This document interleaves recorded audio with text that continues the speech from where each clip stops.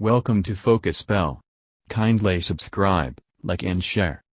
In this video, we are going to talk about the tips for renting the perfect home.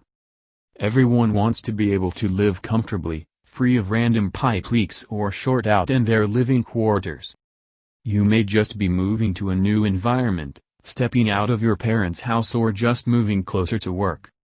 Whatever the reason, you do not want to move into a place you will regret in a few weeks or even days. 1. Power supply. This tip does sound like a no-brainer, but imagine an instance where the neighborhood has a transformer that gets bad frequently or supplies very low current.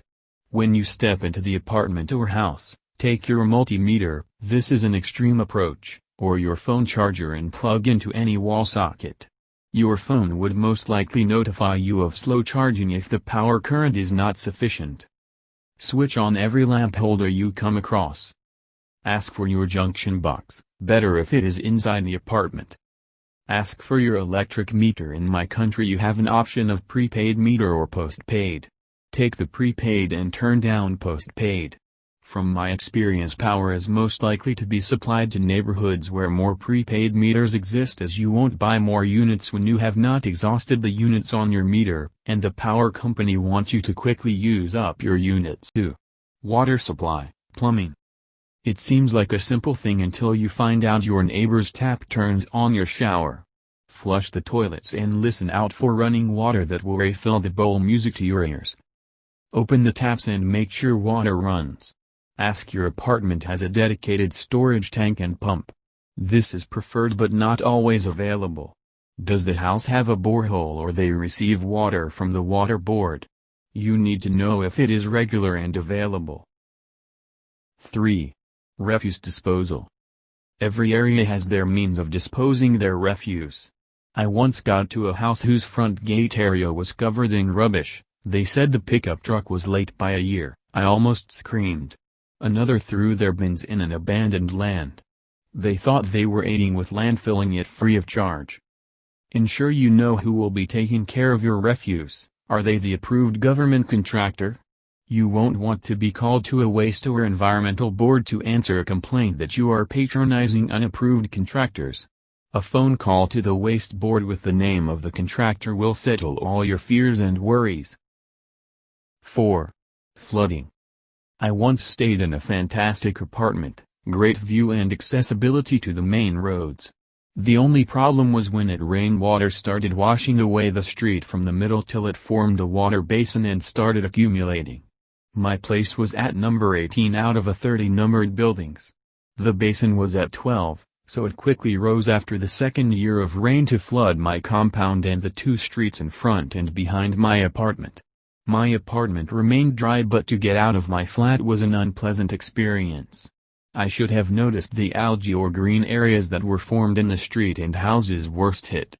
It gives you an indication that water was absorbed by the walls and did not flow away fast enough. 5. Security. Some compounds have security gates, some estates have private security, but if you find yourself in a situation with none, a quick fix is to ask the tenants, have they experienced any robberies, burglaries, etc. Finally, ask how long they have been tenants. Now, even if there were cases of attempted break-ins, if the tenants are over 2 to 3 years, means the attempts were not so successful because they are still living there. Tenants with a repetitive horrible experience will quickly move out. Are there security outfits nearby, police stations, barracks, etc.? These are good signs. Are your security lights working? 6. Safety. I take this different from security because the flat you want to stay in should provide dome safety features. How is the door? Can you easily punch a hole through it? Do you have a different exit from your entrance? Do you have a dedicated parking space that is free from the eyes of the public? Do your floors or doors squeak? Why not wake up the neighbors because you are going to the toilet at 2 a.m.? Sure, they want to know where you are. When you come home late, are the streets fully lit or everywhere is dark by 7 p.m.? Other honorable tips worth mentioning are 7. Neighborhood. Don't think you want your children around some people who just sit around with bloodshot eyes and bottles of beer at 11 a.m. 8. Cost. Understand the applicable rent in the area and do not get cheated by the agent. 9. Completed work. Some agents will promise you gold just to get your money.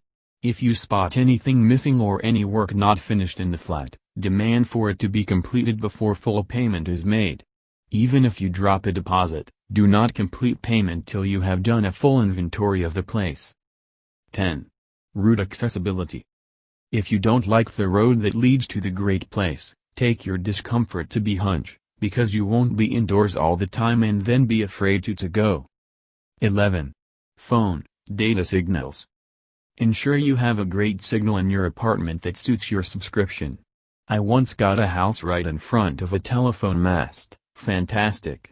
I also once got an apartment where I could not receive calls in the bedroom, I only had signal in one half of the house. Thanks for watching. Don't forget to subscribe, like, share and click the notification icon.